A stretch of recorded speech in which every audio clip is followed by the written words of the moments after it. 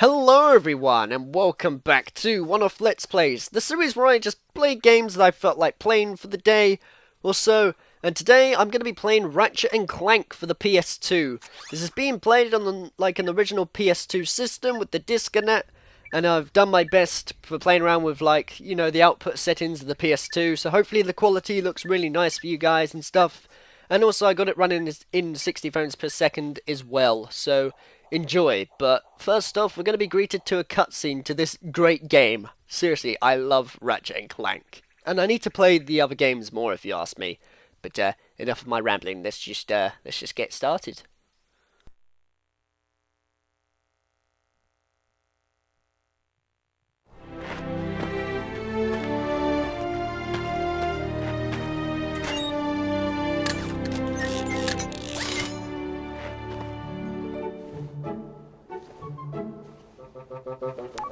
Final step, attach robotic ignition system. Thank you for using help desk technology.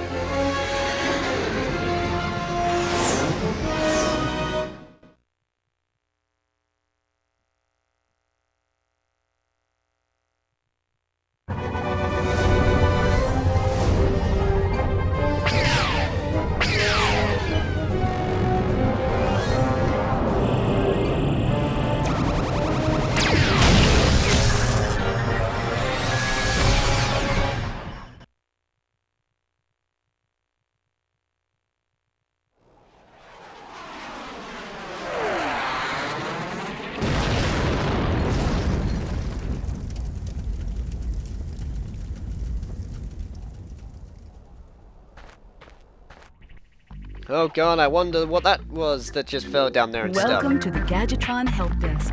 We are here to offer you advice during your interplanetary travels. The Help Desk is a free service provided by Gadgetron Corporation. Thank you very much. Yeah, that woman occasionally appears every now and then telling you information and that. I'm only going to show you that once or so, since she pops up like an awful lot and stuff like that. I'm telling you things, so I may just talk over the top of what she's saying, because, you know, it doesn't like freeze you in your tracks in order for you to hear what she's saying. You can continue what you're doing while she's saying it, so that's fine by me, really. But Ratchet and Clank is actually one of the first games that made me want to use weapons more, because this is basically a game where your main task is to grab weapons, use them and destroy enemies, just making life a hell of a lot easier. But, you know, because of me playing platformers, and because of this sort of being a platformer as well, I thought, nah, I'm cool. I can just defeat everything with my wrench, or spanner as it's known in the UK anyway, by, you know, just jumping and hitting them and stuff like that. While it is possible, it's pretty difficult to do it that way, really, but I kind of just got a bit overconfident, really, of myself when it came to it and that, and I thought, I don't really need the weapons, I can do fine. But no, this is a game where you are pretty much forced to use your weapons. And believe me, it's no bad thing, because using your weapons in this game is really fun. Like, you get given some cool gadgets later along the lines, which is really, really awesome as well. Also, I can press triangle to interrupt these, that's fair enough. But I don't really want to, just in case of, for those of you guys who want to read, like, the messages and see what they have to say and stuff like that, but, you know. But you get later weapons and gadgets and tools now, which get better along the way and stuff. But like I said, haven't really played much of the other games. I do own Ratchet and Clank 2, locked and loaded, even though, what was it, in the other American places now, it was known as Damn, oh yeah, Going Commando. Yeah, or Going Commando, one of the two anyway. Going Commando, I think it's known as more though. That one I do own, but I haven't replayed a lot of it. I need to, because apparently it's really good or so. But I do still love, you know, Ratchet and Clank, the first one. I actually first played this game, when was it? It was like January 2014, because I did not grow up with this game on my PS2. Yeah, I did grow up with a PS2 in general and stuff. I mean, I mainly grew up with games like Jak and Daxter, Jak 2, and mainly just, you know, Jak and Daxter in general or so. But never Ratchet and Clank. I remember seeing it advertised, but it never really interested me for some reason, which is a real shame, because I would have loved this game as a kid, really. Even though in places, I will admit, this game can somewhat prove difficult. But again, that's like if you don't really use your weapons to your advantage, and you just think that all you have to do is walk around and hit everything with your spanner. Even though there are certain, like, skill points in order to do that and that, because I've noticed the fact that they've implemented this with Spyro as well, because see, Ratchet and Clank is made by Insomniac, which are the same people that made Spyro the Dragon, you know, Spyro 1, 2 Gateway to Glimmer, or Ripto's Rage as it's known in America, and Spyro 3 Year of the Dragon, a game which I did a blind LP of and have no regrets. Seriously, that was a really fun project. Check it out if need be and stuff. But, yeah, basically, they moved on and now they created Ratchet and Clank, which was a game like in the 2000s or so, and it was really good. And there are some certain elements now which is similar to Spyro, because I mean in Spyro 2 and 3, you could do certain skill points in order to get an extra life and stuff. The skill points are also in Ratchet and Clank, depending on how you do them. Like it might be try and defeat the boss with only your spanner, or, you know, try and hit this building over here, or just some certain task basically, just to make you feel rewarded and stuff. But to be honest, I have never 100%ed this game, like, ever at all. I can't really find the time to or anything that, and I just have too many other games to play, and also life gets in the way. You know, you don't really have as much time as you get older and stuff like that. Which probably explains why it's been, like, a lack of uploading lately, since life has got in the way. But what can you do about it, eh? Still. But yeah, I'm basically just saying Ratchet and Clank and that has, like, some similar elements to Spyro, because it's made by the same developers. And this is one hell of a good game. Like, seriously. Also, the frame rate is really clear for, like, a PS2 game, because I've noticed a lot of PS2 games, some of them ran in 60 frames per second, some of them ran in 30, but this is just clear 60 all the way, and I love it when games run in 60 frames per second. It's just really cool, particularly retro ones as well.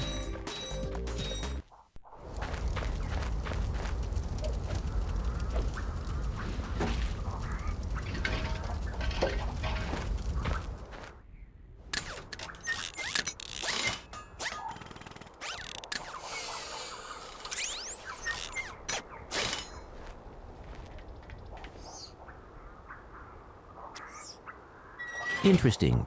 Yay! You're quite handy with your wrench. You bet. I built that ship with it. Currently, I'm in search of someone who could be of assistance in saving the solar system. Do you know where I might find that fellow? Well, he's on the radio every week. Other than that, no. Hey, what's with all this save the solar system stuff anyway? Hello, citizens of... My race, the Blog, have a small problem. Our planet has become so polluted, overpopulated, and poisonous that we are no longer able to dwell here. But I, Chairman Drek, have a solution. We are constructing a pristine new world using the choicest planetary components available. So, what does this mean to you might ask? Using highly sophisticated technology, which you couldn't possibly understand, we will be extracting a large portion of your planet and adding it to our new one.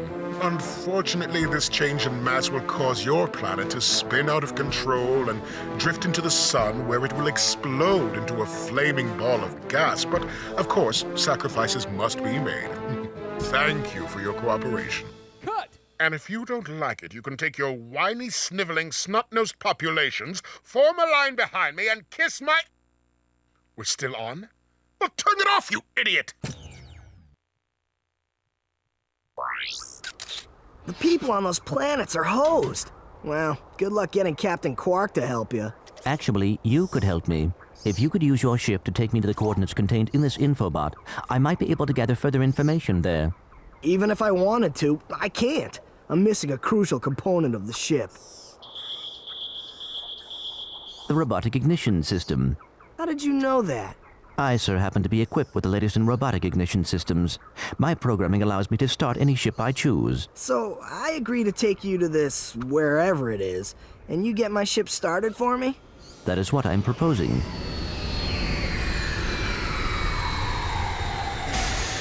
Deal.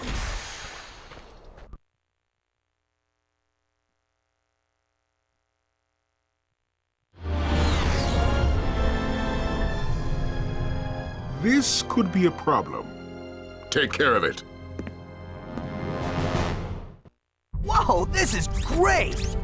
So that's where I've been stuck this whole time. Please return your appendages to the steering mechanism, sir. Huh? Oh, right.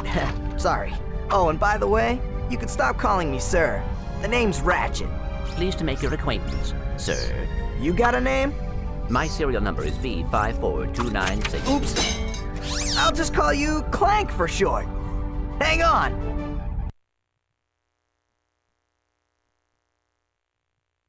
So you see, it would be most beneficial if your citizens were not in the city when my workers begin removing it. Preposterous! I will not stand for this. Unfortunately, you have no choice in the matter. Let's just see what Captain Quark has to say about that, my good man. I don't see what's so funny. Captain Quark could dispatch you without even breaking a sweat, you puny... You have now officially worn out your welcome and my patience. This is your last chance. Stop this madness now! Okay, wait. You're right. I will withdraw my troops. Really? No! He's all yours, gentlemen. Try not to leave any marks.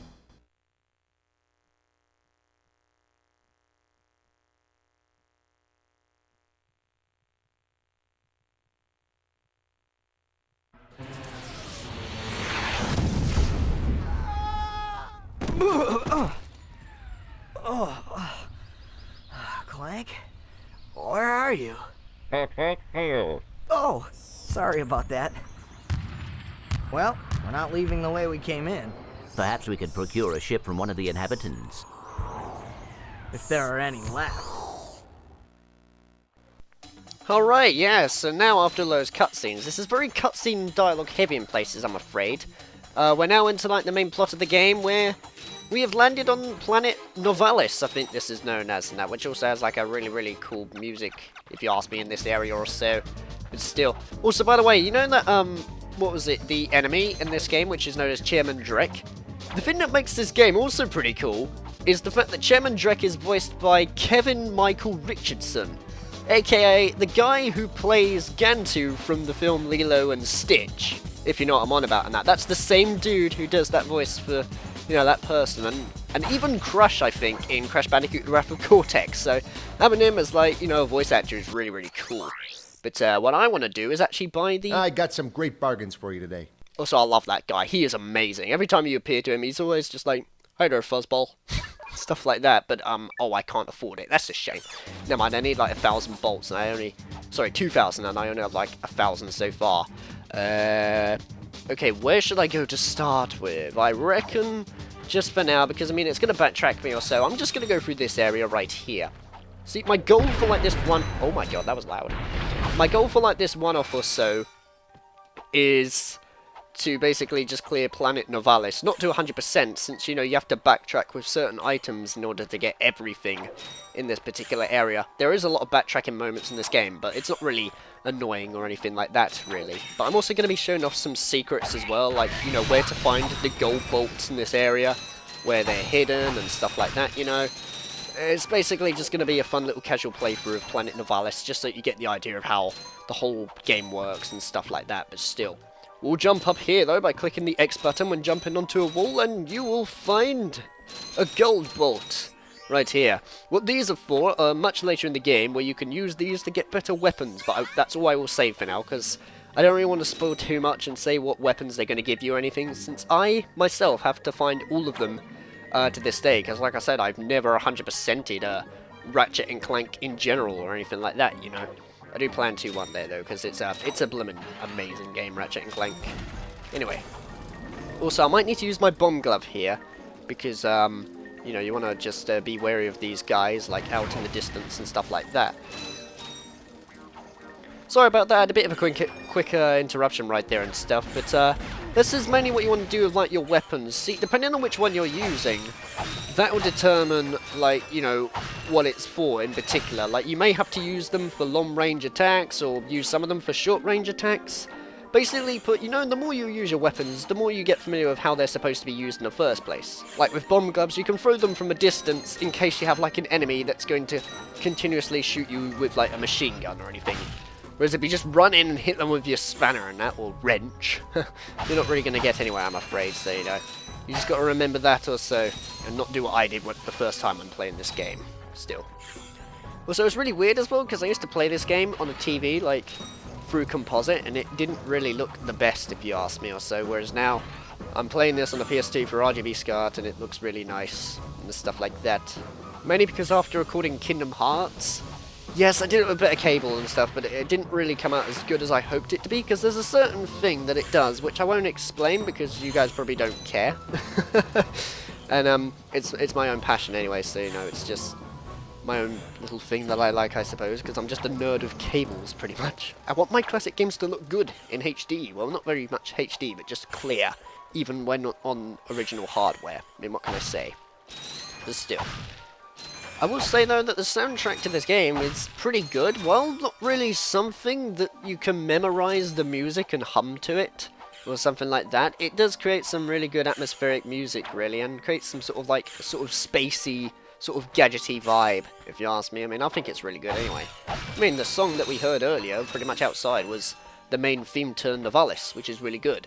So, oddly enough, my favourite one in the game, for some reason, is, Atlantis Orbit, I think it is. Or, no, I think it's Gemlick's Base. One of the two, anyway. It's either Atlantis Orbit or Gemlick's Base. It has, like, some sort of spooky vibe to it, but at the same time, bassy, sort of dubstep feel to it, I suppose.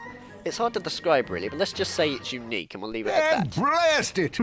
Look, plumber's crack. What did you just say? I said, look, the plumber's back. All right, wise guy. Shouldn't you be on one of them escape transports? Escape transports? Newsflash, giant robots attacking! The escape transports are taking all the rich folks off this god-darn planet. So why aren't you on one? Socioeconomic disparity. What? He hasn't got enough bolts. Working people have to wait for Captain Quark to save us. Well, got anything worth a lot of bolts? I got this thing. Shows two weirdos ditching their ship. It's got coordinates to a desert planet, too. An infobot. Ratchet, we could use that. Alright, cool, and we have like 500 bolts, so let's buy it.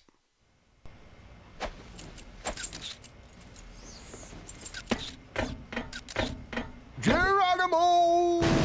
Did he just slide down a sewer pipe? Mayday, mayday! This is the solar ship Radical. We seem to be under attack from the planet's surface. Relax, kid. It looks like some sort of fireworks display. Probably in your honor. Whoa! That was close! Ah! Pipe down, I can't concentrate. Oh, we've been hit! An unexpected detour. When we land, I'll see if I can scare up an exhibition for you. We're not gonna live that long! Kid, let's M-screen! Eject! Eject! Did you see that guy on the left? That was Skid McMarks. Does he know Captain Quark?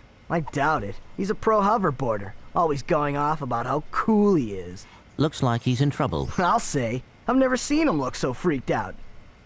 Gadgetron Infobots give you coordinates for new planets.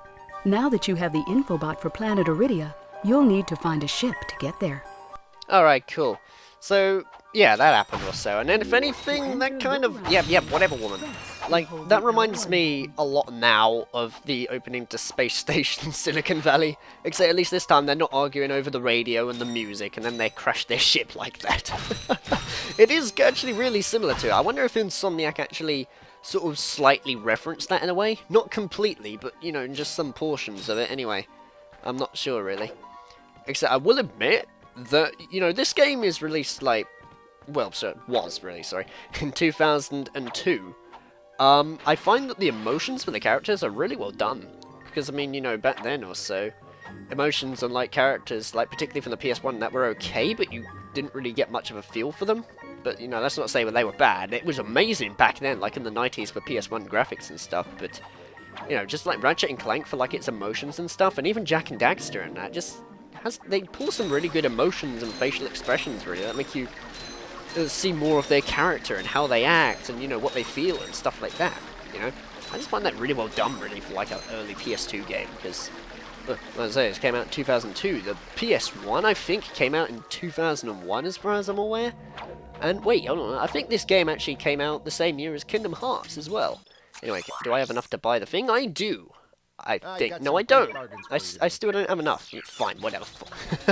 I'll just go this way instead then in order to find a little secret or so, because we went through that area, but now we're going to go over here instead as... We're actually going to be finding, possibly, I think, another gold bolt around here somewhere. Also, if you hop down square, you can swim underwater and try to grab bolts and stuff if need be. But keep an eye on your meter, because when it goes red, that means you are going to drown. So you want to get up and try to replenish it and stuff like that. Pretty much similar to every video game really that has that. I've noticed that, really.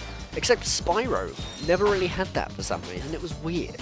Like, you know, Spyro the Dragon for the PS1, the very first game, water was basically death. If you touched water, you would die, so he couldn't swim. In Spyro 2, if you gave Moneybags a certain amount of gems, he would teach you how to swim, but there would be no, like, air gauge meter or anything like that. He could just stay underwater as long as he wanted. It was a bit strange, really, and the same applied for Spyro 3, so... I don't know, I just found that weird with some characters, you know, the fact that the first game... Oh, that's it. Water is their biggest hazard ever. Like, it was the same with Rayman as well. Because with Rayman for the PS1, touch water, it was instant death. Rayman 2, he magically, out of nowhere, knows how to swim. Even when he has no arms or limbs attached to him, so that makes no frickin' sense. And even, what's it, in Rayman 3, he learned how to, like, fly, well, sort of swim underwater with his helicopter. I don't know, it's just, I'm like, when did these guys learn to swim in the first place? Why teach me that the hazard's water if it's just, you know, not going to be the hazard later on? It's rather strange if you ask me, but still. Anyway, I'm just having a look around and seeing if there's any more, bolts to collect. I was going to say screws, but I'm pretty sure they call them bolts in this game. Because if I get even the basic stuff wrong, the Ratchet and Clank fans watching this video are going to blooming moan at me like hell. Except I want to go quick before I drown or so. Let's see, is there like a bolt down here? No, there isn't. Okay. So let's see. Let's just go all the way up to the top and... secret area or so. So mainly, Ratchet and Clank, you know, you are like going through planets using your gadgets and... going through planets and using your gadgets, that's great, but you also have to do a lot of exploring around in places. There's also some puzzle solving mechanics as well, pretty much with a later weapon that we're going to get, which is the Hydro Displacer, particularly, where you have to use that in a certain way in order to solve riddles and stuff like that, and it's very well done. Basically, the game isn't that repetitive, really, when it comes to doing things later on and stuff like that, but still. Also, Ratchet, you do not want to do that. I did get his name right, didn't I? Yeah, I think it's Ratchet. And I believe the gold bolt is right over here, actually. So what I want to do is get my bomb glove out and... boom. Explosion and gold bolt. There you go. How you're supposed to know they're there, I don't really know. Except I do know if you click the R3 button, or in this case select, one of the two, select or R3, it shows you like an overview of the map. And, you know, you can zoom out and stuff like that if need be. By doing this, yeah, you can zoom in, just see what else there is. The yellow ones are obviously the ones that we visited, and the grey isn't. So, you know, just keep note of that, really. Also, I love just doing this occasionally, just like watching all the boxes fall down. You can use your bomb glove to blow them all up at once, if need be, I guess. But, you know, I would say save your ammo, really, for, like, the enemies that you're going to be fighting later on and stuff like that, because you will need it, believe me. Ammo is your biggest thing that you will need in Ratchet and Clank if you want to survive, because otherwise, well, you're not really going to get through very well if you ask me, still. Anyway, let's see, how much more of this area have we got left? I think that's pretty much it, isn't it? Because we've got 2 gold bolts so far, but the thing that I find rather strange is I like collecting the gold bolts, they're rewarding, But while you're in the level, I honestly can't find a way to view how many gold bolts you have in the level. Like, the only possible way you can do it, really, is when you hop into your ship and you choose a certain level. Then it shows you how many gold bolts, you know, out of whatever the planet has that you have gotten. It's a bit strange, really. It's a bit annoying as well, because I don't want to have to go back to my ship just to look to see how many gold bolts remain. So what I tend to do is I just look at it once, and then I write it down or memorize how many there are in the area, just so that then I don't have to go back and then get it again. Also, there we go, 3,000. Hi there, Fuzzball. Also, yeah, he says that. He's a cool guy. So let's just purchase this and see what we're gonna get. That plays every time you get anything, and it's just great. It's like Zelda with like the item, you know, found sort of tune anyway. This is the Pyrocita though. So if you hold down like the triangle button, this is just like a quick select method. You can switch between items like with the analog stick, like you can switch to Bomb Glove or the Pyrocita. Or if you want to, you can just click here and then equip them that way, but I prefer using the triangle method because it's a lot easier. The Pyrocita is going to be very useful for these sort of enemies because it means that you can just burn them twice. So this is what I mean, like you can always just run in there like with your spanner or wrench and hit them, but burning them is a lot better and stuff. Plus you get given like 240 levels of ammo really, so you know. I don't know what my favourite weapon is in the game though, really. I know I quite liked the Devastator, that was really good. But I don't want to spoil what it does for people who have never played this. Because I mean that's sort of like an idea for one of Let's Plays as well. Like even though I'm showing off a game that I played in that, I know that there's probably viewers who have never played this game before and stuff like that. So you know, I don't really want to give away spoilers, man. If they're like, what's the game like and stuff like that. Still. Also, we've got like 1,000 bolts already, even though we just used like 2,000 of them. Like, that's the thing. You may look at some weapons and think, oh my god, I need that amount of bolts to get it, really? But if you just get everything and you blow every enemy up and stuff like that and collect as many bolts as you can along the way on your adventure, they're quite easy to obtain, really. Also, you can run around in circles if need be. Did I just throw that guy into the other guy, which caused him to blow up? I think I did, because I don't remember burning the third dude at all. That was a bit strange, actually. That's honestly never happened before. Well, I guess you can use enemies, then, to some advantage in order to kill other enemies. I don't know, really. That's a new discovery for me right there. Never mind, I'm cool with it. Anyway, I think we're pretty much virtually done with Novalis so far. I think you pronounce it as Novalis, because they never really tell you that in the game. Like, that's how I know how to pronounce stuff in the game, really. Like, if the characters say it in a certain way, like, I don't know, freaking Shenmue. You know, I know to pronounce it as Shenmue instead of Shenmue or something, because the main characters, like Ryo Hazuki and that, say Shenmue, so, you know, it makes some sort of sense, doesn't it? I can't really think of much examples at the top of my head, though. Oh yeah, also they can shoot their projectiles at their enemies as well, because they're stupid. Reminds me of, like, the ships that you find in The Legend of Zelda of Wind Waker. When they try to hit you on your King of Redline's boat, they can also hit the enemies as well and take down their comrades. It's just really funny, really. It's just... Maybe they forgot to program it for the AI, or maybe they just thought, let's just leave it in for a laugh or so, just to make it easier as well. I am not too sure, really. Oh well, it doesn't matter. At least we're listening to Novalis though in the background, which has like nice music and stuff. I will be honest, like I find that the music to Ratchet and Clank games, mainly the first one I find, is really good for like study music, like while you're trying to do research and stuff like that. Particularly Eudora Login Site and Iridia Outpost as well. I don't know, it's just that music sounds really, really good for like when you're trying to research something online. That, and I'm just a video game music nerd, since that's the sort of music I listen to, alright? I'm a bit of a weird fellow, okay? But still. Also, wow, I'm actually running it low with a lot of my Pyrocita right here. But when you come across those G-boxes, you can stock up on things. So, you know, you don't really have to do it a lot of the time and stuff like that. Now, I believe the gold bolt, as far as I'm aware, you have to drop down here. But first off, what I want to do is run down here and see if there's anything else to collect beforehand. So I might actually use my bomb glove just to save some arrow for my pyrociter, because I think really what I should be doing is using that, you know, my bomb glove for those sort of enemies, but the pyrociter for those annoying ones up above, which attack you at fast force. But with like the fire and that, you can take them out with ease, really. Because every time, see, this is the thing, every time you swing your wrench or something, you notice how there's like some sort of delay to like moving around. That's the thing that can limit you and can screw you over sometimes, which is why you have to use your weapons very carefully and stuff. But I'm just going to get my pyrociter out and then try to destroy all of these enemies right here, I reckon, because they only take one hit as well. You can also hold down the R1 and that to sort of position where you're shooting as well. Also, like if you press R1 and then move it to the right while doing it, you can do like a little flip like this, which looks pretty cool. But what I want to do is go past here, because I think there should be...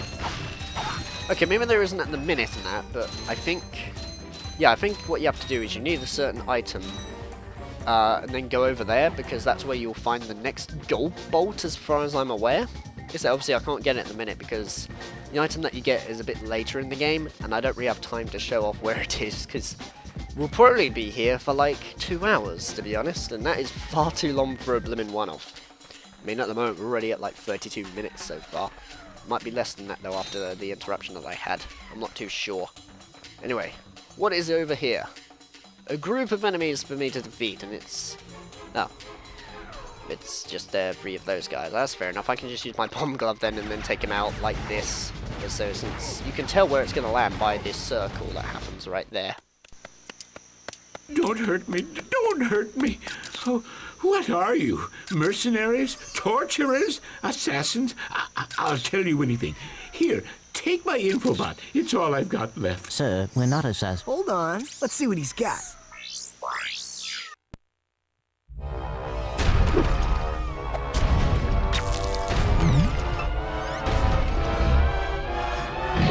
Has this ever happened to you? Hi, I'm Captain Quark, and believe me, there's nothing worse than staring down a Blargian snagglebeast from the inside and knowing your equipment isn't functioning properly. That's why I come to Al's Robo Shack for all my electronic needs. Al has been the exclusive repair shop for my super electro gadgets since I was knee-high to a sand mouse. If Al can't fix it, it's not broke. Right, Al? You said it, pal! So if you're fighting crime, or just fighting grime, come to Al's RoboShack in Metropolis for all your robotic repairs. Al's RoboShack, it's Quarktastic! Do you know what this means? Yeah, Captain Quark is really sold out. No, it means Captain Quark is on Metropolis. We could tell him about this invasion. If we had a ship. What? A ship? What? You're not going to torture me? Well, as planetary chairman, I could arrange for you to borrow our courier ship. Cool. You can count on us, sir. Right. Thank you, your chairman shipliness. Now that you have coordinates to 2 new planets, you can use your ship. Press the select button to bring up the map. Your ship is marked with a star. Wait, is it? Oh yeah, it is. Fair enough, cool. I actually never really thought of that to begin with, in that sense. I don't know, guess... I rarely look at my map, to be honest, of where I am, since, I don't know, I'm just used to that with platformers in general, really. I mean, this is technically, it's both a platformer and a shooter at the same time, I suppose. At least a third-person shooter. Anyway, not really first-person or anything like that. Or even an FPS, which, oh wait, no, that's a first-person shooter, never mind. But, you know, let's just say it combined, it's sort of like a hybrid of different genres, I suppose. Which probably explains why it got good critical acclaim back in the day or so, since it's still pretty good. I don't know, though, what the remake of this game is like for the PS4. It is out, I'm aware of it, and I could get it, I suppose. But, I don't know. I mean, I have, like, the PS2 version, and I really like this version stuff. Maybe I'll look at the PS4 version one day, because it's pretty much a remake of the first game, but with stuff thrown in for extra. I suppose, in a way, it's like the Rayman Revolution of Rayman 2, since Rayman Revolution, you know, had, like, extra stuff thrown in for Rayman 2, like an extra hub world and upgrades and stuff like that, and it honestly didn't really feel like Rayman 2. They did a really, really good job at remaking Rayman 2, if you ask me, but still. I think, though, that's everything for Novellis. So, I guess what we'll do now then is hop into our ship and go on to the next planet, and then after that I reckon honestly I'll call it off there.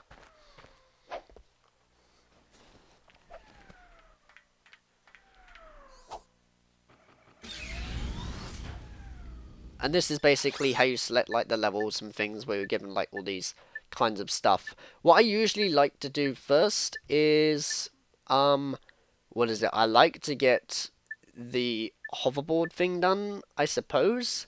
But then again, the Metropolis has like this sort of grapple hook that you need to get. So occasionally I like to do Metropolis first before going off to the thing. Also, I don't know if you noticed right there, but at the bottom it told us, you know, found 0 of 3 gold bolts. That's how you know how much gold bolts you have, which is what I mean. The only way you can see that is by going to the ship itself. You can't really look at it by pausing the menu or bringing up a thing like in Crash Bandicoot where you press triangle. It's a bit strange, really. Except it is annoying, I'll admit, that when you use triangle for the quick select for items, it doesn't freeze the game. So when you're in the middle of a group of enemies, they can still attack you whilst you're trying to pick your weapon. Something they fixed with Ratchet and Clank 2, where the whole screen would just freeze, giving you time to select your weapons and stuff like that. But still. Either way, I reckon I'm going to go call it off here then for Ratchet and Clank for the PS2. Because it's gone on for way long enough. So, this has been one of Let's Plays of Ratchet and Clank for the PS2. I've already said that. So, yeah. Take care, guys. I hope you've enjoyed this video of Ratchet and Clank for filler content. Expect an LP of this game soon, actually, because, I mean, this is a good game in LP. I'll have fun with it. And, I'll see you guys in more videos that I have to make.